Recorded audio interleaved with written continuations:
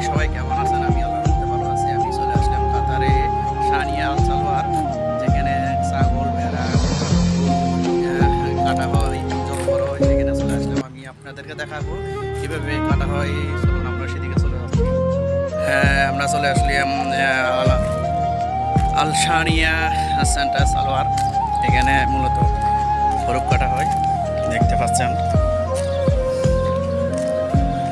আমি সামনের দিকে যাচ্ছি, দেখতে পাচ্ছেন এখানে কীভাবে ছাগল জবাই করা হয়, বকরি জবাই করা হয়।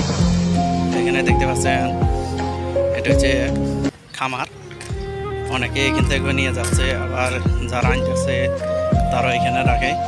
2 দিন পরে বা 3 দিন পরে নিয়ে যাচ্ছে। এটা হচ্ছে সরকারিভাবে। খরচ হচ্ছে আপনার একটা কাটলে 16 টাকা, 16 রিয়াল, বাংলাদেশ সমান 316 48 টাকা।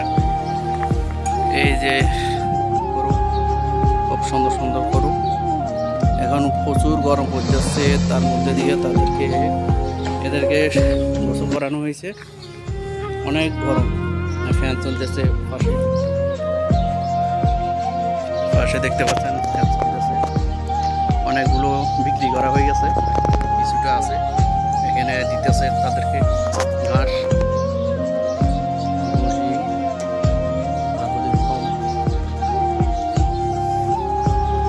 খুব গরম। যেটা আরেকটা জিনিস না বললে নাই, আমাদের দেশে বেড়াগুলোর পিছন দিয়ে এই ধরনের ঝুলে থাকে না, যেটা চর্বি, এটা হচ্ছে দুম্বা। প্রত্যেকটার পিছনে পিছনে এটা ঝুলানো আছে। এটি হচ্ছে আল সানিয়া সালোয়ার। এখানে খরুপালি বিক্রি করা হয়, এখন খরুপ কাটা হয়। এই যে দেখতে পাচ্ছেন, কোরবান আসলে অনেকগুলো এখানে অনেক ভিড় থাকে।